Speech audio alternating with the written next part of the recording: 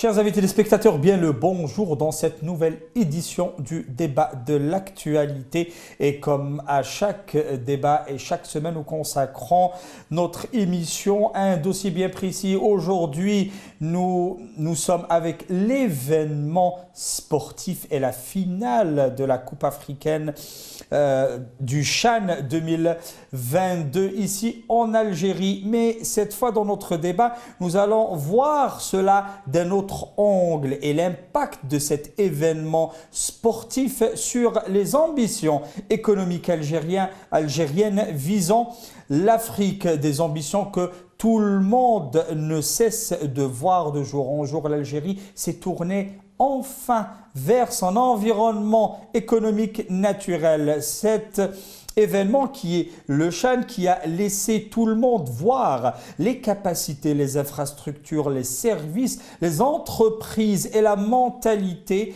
algérienne et qui devient une carte de visite attractive, que ce soit pour les IDE, les investissements étrangers directs, ou bien pour l'exportation de nos produits et services. Et pour discuter et débattre de ce dossier, nous avons le plaisir de recevoir le docteur Djelloul Salama, qui est notre expert en stratégie économique. Bien le bonjour.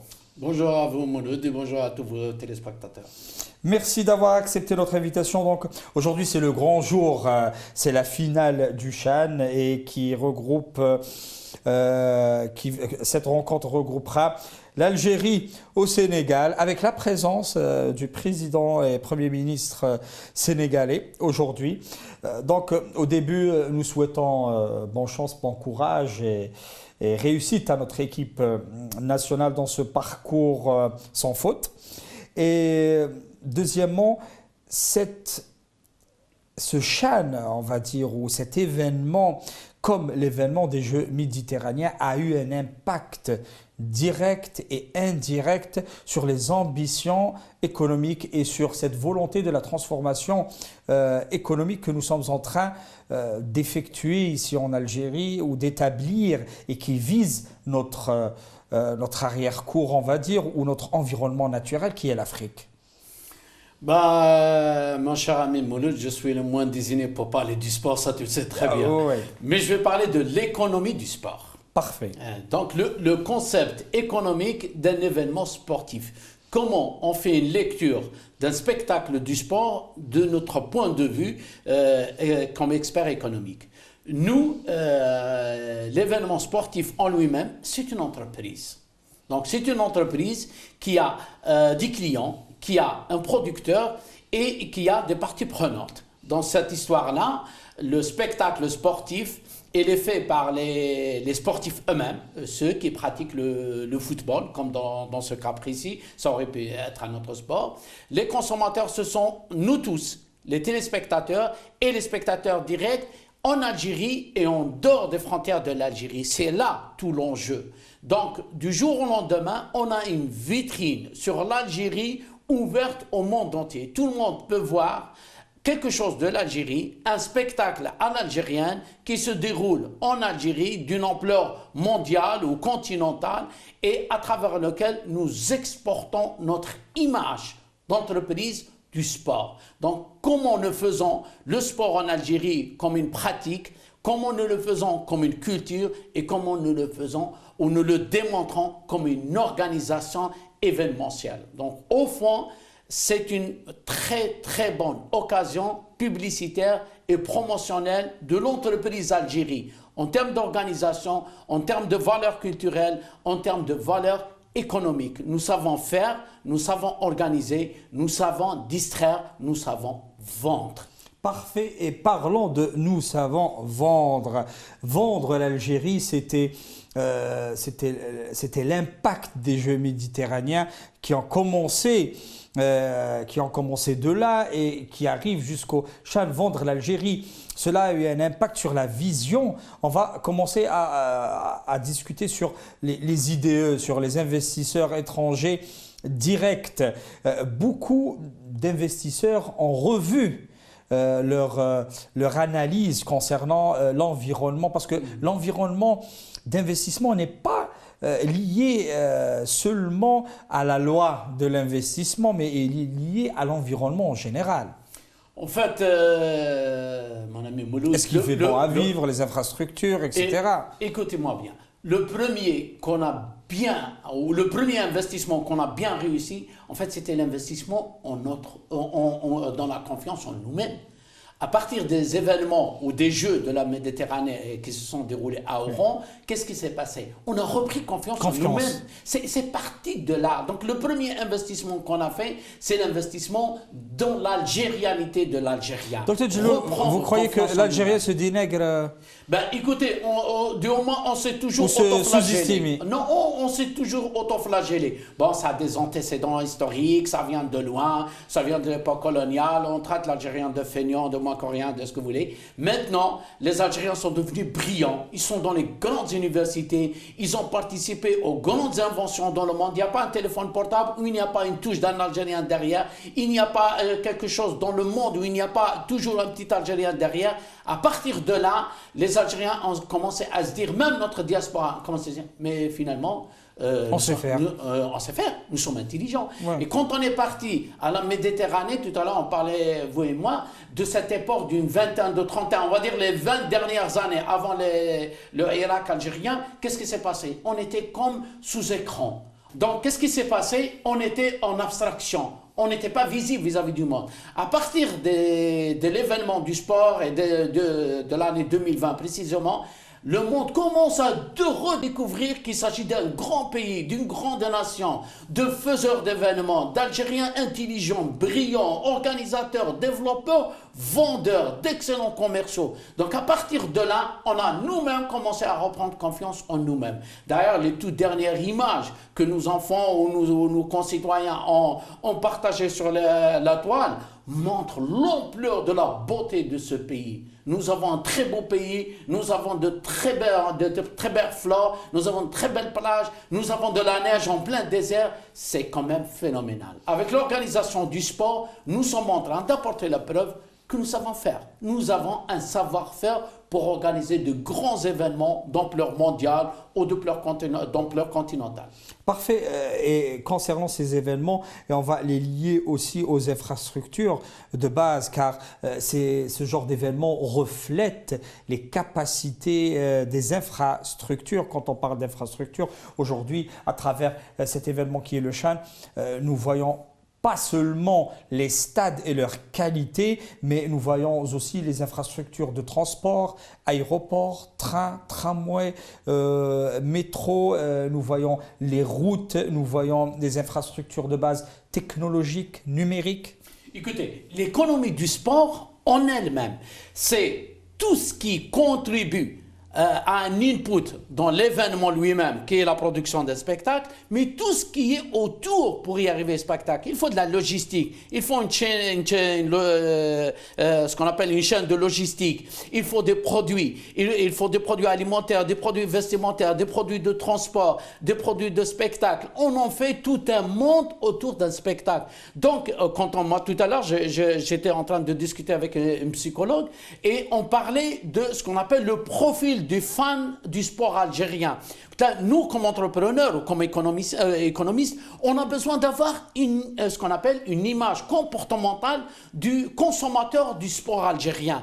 Qu'est-ce que les Algériens veulent consommer? Ils veulent consommer un spectacle digne, ils veulent consommer un spectacle de qualité, mais tout ce qui va avec le spectacle. On a besoin de belles baskets de sport. On a besoin de beaux survêtements. On a besoin de belles casquettes aussi. On a besoin de bons insignes, de bons machins, de bons produits, de bons trottinettes, de bons vélos. Tous ces produits-là qui sont liés à l'événement sportif ou au sport, en général, en fait, ils génèrent une valeur ajoutée économique, une valeur comptable, une valeur fiscale, une recette fiscale pour l'État. En gros, moi j'ai estimé tout à l'heure, je faisais une petite note de calcul comme ça avant d'arriver au studio, j'ai estimé que l'Algérien consomme au minimum 50 000 dinars de produits de sport et de consommation de sport par an. 50 000 dinars multipliés par 45 millions d'Algériens, faites le code. J'ai estimé que nous sommes grossièrement, à moins que je me trompe un petit peu, mais je ne suis pas très loin du bon chiffre, 0,2% du PIB national en spectacle et en produits de spectacle du sport. Donc c'est beaucoup d'argent, c'est environ 200 millions de dollars qui tournent autour du sport que nous générons annuellement et que nous pouvons améliorer. En Europe, moi tout à l'heure, hier soir, j'ai fait une petite étude comme ça, rapidement, sur un seul pays en Europe, je ne vais pas le citer, il y a 50 milliards d'euros de consommation et de vente sur le produit sport. Parfait. Donc, il y a beaucoup d'argent cela, nous à allons faire ouvrir là-dessus. des petites guillemets, parce que quand vous parlez, nous parlons de produits dérivés. Donc, produits dérivés du sport. Nous avons vu cette économie grandissante, par exemple, dans des pays européens ou dans l'Occident. En grosso modo, l'équipe footballistique ou dans d'autres sports ou divers sports, c'est une entreprise qui vend tout ce qui se lie avec l'image. N'est-ce pas, déjà, le moment n'est pas arrivé aujourd'hui en Algérie que nos clubs sportifs deviennent des entreprises. Ils ont leurs fans, ils ont leurs supporters, et les supporters algériens, ils sont très chauvins. Ils peuvent bien faire cela. Écoutez, je pense qu'il est peut-être temps que les Algériens et les gouvernements algériens prennent conscience que le sport, c'est une industrie. Le sport lui-même est une industrie. Même le ministère, j'aurais aimé qu'il soit appelé l'économie du sport. Donc à partir de là, les Algériens vont commencer à s'intéresser au sport comme étant producteurs de valeur ajoutée, une ressource supplémentaire pour l'économie algérienne. On va construire pour le sport, on va consommer du spectacle du sport, on va vendre plein de produits dérivés du sport. L'industrie des textiles, l'industrie du cuir et de la chaussure, l'industrie événementielle comme vous, les télévisions, etc. Les clubs, plutôt les entreprises de construction, de bâtiments et tout. Tout ce monde-là doit commencer à réfléchir économie sport. Comment dégager de l'argent en vendant du sport? C'est comme on vend une pièce de théâtre, c'est comme on vend un film de cinéma, on vend un spectacle de football, parce que le football c'est le meilleur sport pratiqué par tous les Algériens et aimé par tous les Algériens. On peut en faire toute une industrie. En Afrique, il y a un chiffre global autour du sport qui tourne autour de 2 milliards de dollars. En Algérie, nous sommes à peu près, j'ai fait mes propres calculs, là, il va falloir que je les traite avec des partenaires pour les valider définitivement. Nous sommes autour de 200 millions de dollars en événements de consommation annuelle. Attention, consommation en vente aux produits liés au sport. Mais réellement, nous avons beaucoup investi dans le sport. Nous avons injecté plus d'1 milliard de dollars. Un stade, il coûte à peu près dans les 300 à 400 millions de dollars. Nous en avons 4 ou 5 réalisés les 5 dernières années. Nous sommes plus d'1 milliard de dollars en infrastructure sportive. Il faut rentabiliser tout ça. Et ça ne peut pas être rentabilisé en consommant un stade et on attend qu'un événement annuel se produise. Il faut produire des événements sur cette à longueur de l'année. Pardonnez-moi juste terminer cette phrase.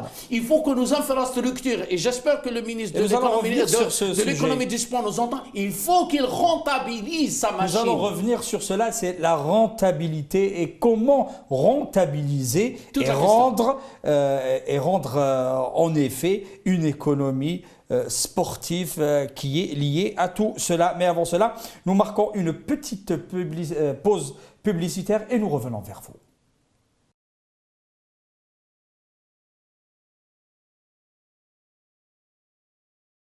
Chers amis téléspectateurs, rebonjour dans cette deuxième partie du débat de l'actualité et cette semaine et aujourd'hui qui est consacrée, on va dire, à l'économie sportive et qui est liée à l'événement du jour, la finale du CHAN, le grand jour où l'équipe nationale algérienne des locales va rencontrer l'équipe sénégalaise. Un grand événement qui va y avoir au grand stade Nelson Mandela où nous allons voir les hautes autorités sénégalaises déjà qui sont là avec ses homologues algériennes, un public chauvin qui va suivre tout cela. Mais aujourd'hui, nous parlons aussi de l'impact de cet grand événement qui est grand par la certification de la CAF et de toutes les instances sportives. Mais au jour d'aujourd'hui, comment rentabiliser ces événements, comment rentabiliser nos infrastructures sportives et comment rendre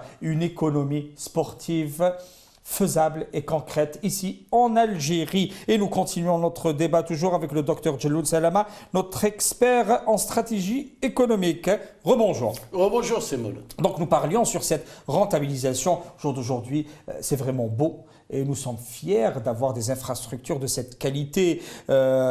C'est avec la certification des hautes instances sportives mondiales ou continentales. Tout le monde dit que l'Algérie s'est dotée d'infrastructures qui font envier tout le monde. Mais c'est une bonne note. Comment faire fructifier ou rentabiliser néanmoins ces infrastructures qui ont coûté très cher? Promouvoir l'activité sport. Promouvoir l'activité sport comme étant génératrice de ressources. Le sport en lui-même, il est consommateur et producteur de valeur. Il consomme de la valeur parce qu'il appelle des infrastructures, il faut mettre en place des infrastructures. Il produit de la valeur parce qu'il vend du spectacle. Donc moi, quand je vois par exemple, nous avons un beau paquet d'entreprises, de grandes entreprises. C'est comme un théâtre. Nous avons à peu près 14 000 grandes entreprises. Mais nous avons un beau paquet de grandes universités. Nous avons un grand paquet de grandes écoles. Toutes ces universités et ces écoles doivent avoir leurs propres équipes d'économie du sport, pour ne pas dire des clubs de sport. Mais moi, je fais une lecture économique. Pardonnez-moi, je ne suis pas sportif, donc je fais une lecture économique. Les universités algériennes doivent avoir leur propre entreprise du sport pour gagner de l'argent. Les entreprises, les grandes entreprises économiques doivent avoir leur propre club de sport pour gagner de l'argent.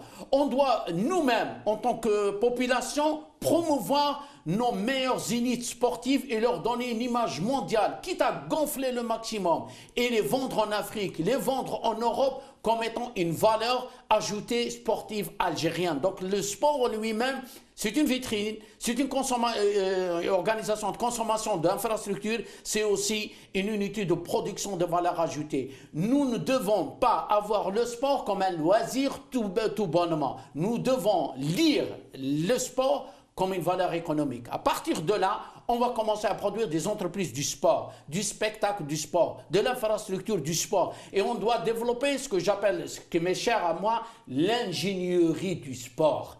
L'ingénierie du sport, c'est quoi? On doit développer des bureaux d'études et ce qu'on appelle des organes de réflexion et de production de l'intelligence liés au sport. On doit apprendre à nos entreprises à construire des stades.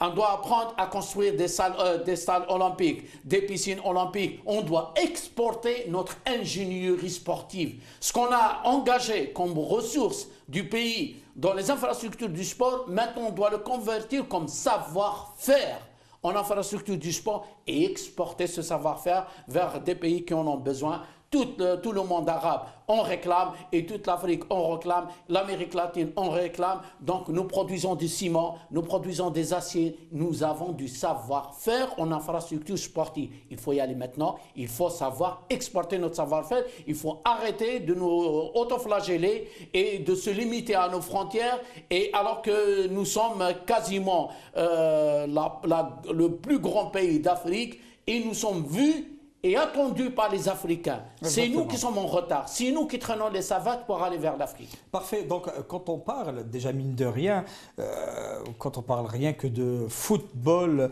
ou d'activité sportive, ça fait, on va dire que ça fait de l'activité à tout un cycle d'entreprise ou tout un cercle d'entreprise. Parce que quand on parle de foot, ça active les boîtes de communication, les équipementiers, les pubs, l'hôtellerie, les entreprises, on va dire, elle fait travailler même les entreprises de transport. Même celui qui fabrique l'hôtellerie et la restauration. Donc, une activité. Et nous sommes un pays de culture footballistique. Donc, si nous voyons aujourd'hui dans d'autres pays qui n'avaient rien à voir avec la culture footballistique, et quand on voit l'Algérie qui joue du foot depuis presque la création de ce jeu dans ce monde, donc il y a du potentiel, il y a un grand marché à exploiter. Il y a du foot, mais il n'y a pas que du foot. Les Algériens ont leur propre sport algérien. Il y a des sports algériens traditionnels, le jeu de la matraque, le forosia, la cavalerie. Nous donnons ça comme exemple. Hein. Mais tout ça, en fait, c'est quoi? c'est une attraction touristique phénoménale. Mais actuellement, nous sommes, on va dire, le terme qui m'est cher, nous sommes en situation d'autofreinage. On s'autofreine nous-mêmes. À un moment donné, on ne veut pas vendre. On sait vendre, et on a de quoi vendre, mais on ne veut pas vendre. Vas-y, savoir pourquoi. Donc les Algériens, il faut qu'ils comprennent que maintenant, s'ils veulent diversifier leurs économies, enfin leur économie en général, qu'ils veulent dégager de nouveaux métiers, qu'ils veulent améliorer le taux de chômage en Algérie, il faut produire du spectacle à vendre, du spectacle au tourisme, des spectacles à consommer. Si vous allez dans un stade, vous n'allez pas dans un stade en costume cravate, vous allez la plupart du temps en tenue plutôt du sport. Donc il va falloir commencer à confectionner des vêtements du sport avec une marque algérienne et lier nos marques à de grandes marques parce que les Algériens aiment la qualité. Ils aiment que ce soit des grandes entreprises européennes. Ils ont bien réussi en Algérie, rien que parce qu'ils ont compris la mentalité de l'Algérien. L'Algérien aime bien consommer la basket de sport de qualité, le survêtement de qualité, la casquette de qualité, les belles couleurs à l'algérienne. Il faut que notre industrie du textile, des ports, de chaussures et toute l'industrie du sport doit démarrer. On doit encourager nos industries à aller vers l'industrie du sport parce qu'il y a des consommateurs. Mieux que ça, la population algérienne a 70% de jeunes. Voilà, donc il y a un marché énorme et pour les articles du sport. S'habiller en survêtement la fin de journée, les Algériens ont du casquettes, goût. des baskets. Ont du goût. Et on a vu même que récemment, moi j'ai vu sur quelques chaînes de télévision et les réseaux sociaux que les Algériens actuellement vont dans les stades en famille. Il faut promouvoir cette image-là. Il faut promouvoir cette culture de la consommation familiale du sport. Quand on parle de famille et stade et rentabilisation, ça nous vient à l'idée, pourquoi ne pas rendre nos stades et les ouvrir hors match, les rendre plus attractifs en créant de la restauration à l'intérieur, des installations, cafés, des boutiques comme on le voit à l'étranger par exemple. C'est pour ça que je te dis que le stade ne doit pas rester fermé à l'année. Un centre commercial. Il faut que le stade, chaque stade en lui-même, chaque ou deux, trois, je ne sais pas quoi, ou chaque ville, il faut sortir ça de tout ce qui est public, le donner à des clubs, enfin à des entreprises privées qu'on nomme et qui gèrent avec les autorités publiques, chaque stade en lui-même est une entreprise. On doit changer notre système de gestion des infrastructures. C'est le grand problème chez nous, c'est le management, tout le monde le dit, le management public en général. On sort de la gestion du sport comme un loisir, comme une contrainte, comme une charge sur les deniers de l'État, on le confie à des entreprises publiques, on en crée des holdings, on crée des sociétés de sport qui font de la gestion du stade, on crée des clubs, des universités et on remplit les stades à longueur de l'année. On peut les sous-traiter avec des entreprises privées, donner la gestion. Exactement, comme on loue une salle de fête, on loue un stade. Voilà. Mais c'est pour ça que je veux dire, pour qu'il y ait plus de consommation, il faut créer plus d'acteurs. Créer plus d'acteurs, ça veut dire créer plus de clubs, plus d'activités. Il faut aller vers les entreprises, il faut aller vers ce qu'on appelle les universités, les grandes écoles, comme aux États-Unis par exemple, les grands clubs d'université de basketball, les grands clubs de golf. Il faut créer des entités qui réussissent. Il faut aussi former dans l'économie du sport. Il faut former des gestionnaires de l'économie du sport. Il ne faut pas former que des sportifs. Il y a des experts qui disent que même cette activité sportive peut-être et peut ramener de l'argent, quand on dit de l'argent, générer de l'argent en dollars et en euros pour le pays, car ces clubs, quand ils sont exportés avec leurs activités dans les jeux internationaux, que ce soit le championnat africain, arabe, c'est des dollars qui arrivent quand ils réussissent. Je te pose une question en live, comme et qui sont réinjectés. Quelle est la meilleure entreprise qui vous vient tout de suite à l'esprit, par exemple, espagnol? Mais tout de suite, c'est un club de foot. C'est les clubs de foot, je ne vais pas les citer. Quelle est la meilleure entreprise quand je parle, par exemple, de Paris? Tout de suite, qu'est-ce que vous voulez? Le Paris Saint-Germain. Allez, je l'ai dit. Donc, il faut que nos clubs deviennent eux-mêmes des entreprises. Des grandes entreprises. Ils rentrent dans la logique des entreprises. Et j'adresse aussi un message Ils vendent des actions en bourse. Attendez, j'adresse un message aussi aux directeurs de clubs, aux présidents de clubs algériens de cesser de demander l'argent à des entreprises, d'aller eux-mêmes produire de l'argent en devenant des entreprises de production de valeur ajoutée. Vous portez un maillot, vous portez ma marque, je fais de la promotion pour vous. Je vends votre image, je vends sur les réseaux sociaux, sur les Facebook, Facebook, les TikTok, etc. Je vends votre marque parce que j'ai mon sportif qui vaut tant. Un sportif, c'est comme une machine à produire de l'argent. Il faut savoir D'ailleurs, miser quand on dessus. voit, vous avez dit que ce soit les clubs espagnols qui sont un très très bon exemple parce qu'ils rentabilisent. Quand on va Quand dans vous le parlez stade d'Espagne, vous parlez du Barcelone, de Real. Du Real Donc c'est Madrid. les premières entreprises Quand on part à Santiago Bernabéu ou New Camp, ils ont un musée, des boutiques sportives, des produits dérivés, ils vendent de la cartographie, ils font des visites guidées à l'intérieur du stade. Donc c'est une entreprise qui travaille 24 heures sur 24, 7 jours sur 7. Et en plus de ça, c'est des clubs qui sont cotés en bourse. C'est pour ça que je te dis, maintenant les présidents de clubs, les présidents de clubs en Algérie, les responsables du sport, allez, en général, je vais leur donner un bon conseil amical. Commencez à réfléchir manager. Commencez à réfléchir entreprise, arrêtez de réfléchir loisirs, arrêtez de réfléchir des gens qui demandent à chaque fois de quoi alimenter ou sponsoriser leur club. Vendez votre savoir-faire sportif, vendez de la communication, enfin essayez de vendre de la communication, essayez de vendre de l'image de marque. D'autant plus que pardonnez-moi juste, je vais vous apporter, même à l'échelle du pays, moi j'ai vu par exemple un exemple qui m'a frappé. Tout à l'heure on parlait d'Espagne, de Paris Saint-Germain. Si je vous dis par exemple un pays que j'aime beaucoup de toute façon, hein, parce que c'est un beau pays. Si je vous dis par exemple le Rwanda, un pays d'Afrique, tout de suite vous allez le lire au grand génocide des années 90. Mais qu'est-ce qu'ils ont fait les Rwandais? Regardez comment ils sont intelligents. Ils ont inventé 60 millions de dollars. Et c'est beaucoup d'argent pour un petit pays comme le Rwanda. C'est un pays qui fait des croissances à 2 chiffres. Regardez, et 60 millions de dollars, c'est quand même beaucoup d'argent pour un pays. Ils ont investi sur le Paris Saint-Germain pour qu'il porte juste le Rwanda.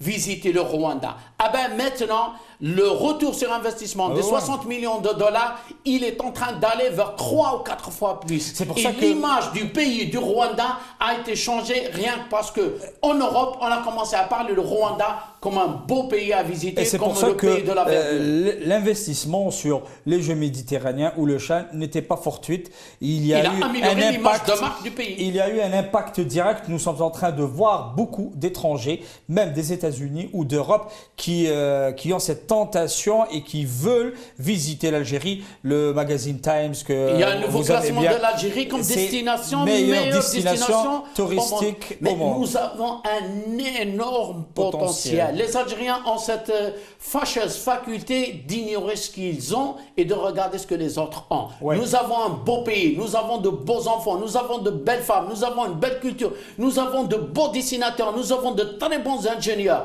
Bon sang, commencez à investir en nous-mêmes. Investissez dans ce pays toutes vos ressources et vous n'allez pas le regretter. Ce pays, c'est une terre de paradis. Donc, et nous souhaitons donc toute la prospérité pour notre pays et d'utiliser et d'améliorer de jour en jour notre environnement, notre image qui doit refléter le bon sens et le bon cœur de tous les Algériens. Merci. Et la réalité algérienne. Exactement, qui est, Inch'Allah, très très belle de jour en jour. Merci beaucoup, Dr Jalloul Salama, notre expert en stratégie économique. Nous arrivons à la fin du débat de l'actualité. Cette semaine, avant d'achever, nous souhaitons bon courage à notre équipe nationale et qu'elle continue sur son parcours sans faute et qu'elle nous ramène cette Coupe d'Afrique des locales. Bon courage et 1, 2, 3, vive l'Algérie. Nous vous rencontrons la semaine prochaine pour un autre dossier. Inch'Allah, au revoir.